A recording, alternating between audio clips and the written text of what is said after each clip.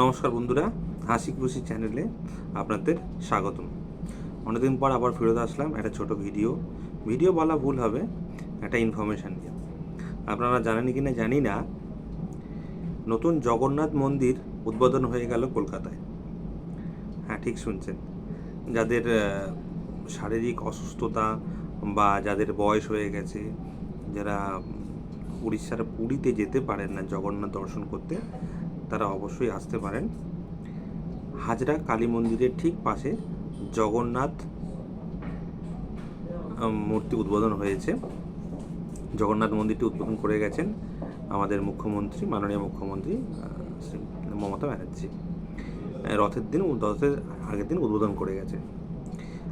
এখানে আসার জন্য আচ্ছা, এসব বলার আগে দেখে নিই মন্দিরটা কেমন দেখতে হয়েছে। ঠিক আছে, আসুন আমরা দেখে নিই।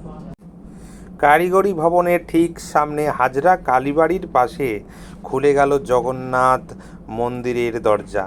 খুলে দিয়ে গেলেন স্বয়ং মুখ্যমন্ত্রী মমতা ব্যানার্জি। আসুন সবাই দর্শন করুন।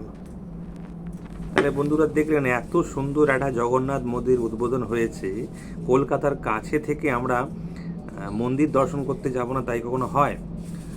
মন্দির দর্শন করতে যাওয়ার ঠিকানাটা হলো বিধাননগর স্টেশনে নেবে KB 16-260 K1 এবং শ্যামবাজার ঘটকপুকুরের প্রচুর বাস ওই রাস্তা দিয়ে যায়।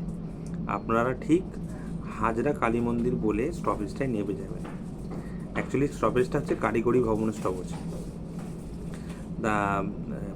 জগন্নাথ মন্দিরের ফটোগুলো নিশ্চয়ই আপনারা দেখলেন। এছাড়াও যদি কারোর মনে কোনো প্রশ্ন থাকে যে মন্দিরে কী করে যাব বা কখন পুজো হয়, কি হয় না হয়, আমাকে কমেন্ট সেকশানে কমেন্ট করুন এবং ডেসক্রিপশানে আমি সমস্ত টাইমিং, বাসের নাম্বার সব দিয়ে দিচ্ছি। আমার মোবাইল নাম্বারও দেওয়া থাকবে। কোনো কিছু দরকার হলে আমাকে কমেন্টস করে জানান, আমি ঠিক উত্তর দেবো।